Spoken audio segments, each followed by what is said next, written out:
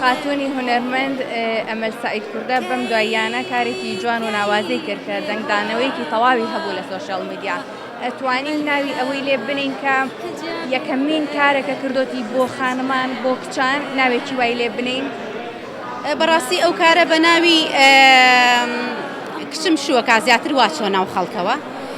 کارێک بوو ئەگەر بڵێم تا ئێستا وەکو هیچ کام لە هونەرمەندەکان با بڵێن ئەوە فەراغێک بوو لە کاری هونەریە کە تا ئێستا لە هەموو سەردەمەکانی کۆن لە کلاسیکەوە دێ ئەڵێ خوا بدا مرازم حەو ژنی بۆ بخوازم کە بڵێن وەسفی کوڕەکەی ئەداکە چەند پێی خۆشە کوڕەکەی ژنێنە. بەڵام لەمەیانە نەخێر من ئەم جارە بەسەر کچەکەمان گۆرانیەڵم کە هەستێکی دایکە شیرینێکی تاڵی دایکی کچانە بێگومان هەر بۆ دایکی کچانیش ناچم کە ئەبێ ئەوەمان لەبیر نەچێ ئەو دایکانەی کە مەسەڵەن کوڕیان هەیە خۆشیان ڕۆژێ لە ڕۆژان کچ بوون لە ماڵە باوانە بە هەمان پرۆسە ڕۆشتون.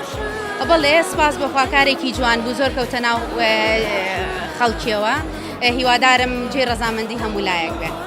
خۆشم دڵتەنگم بۆی چاوم وەک دیاری پێشکەش کرایە پێمەدا هەتا چاودێری وایە بەگارویەکی پڕ لە گریانم ئەڵێم پیرۆز بێ گیانی گەنانم کچم شووەکە ئەڕوا بەڕێی خۆی هەم دڵم خۆشە هەم دڵتەنگم بۆی هەم دڵم خۆشە خۆشە هەم دڵتەنگم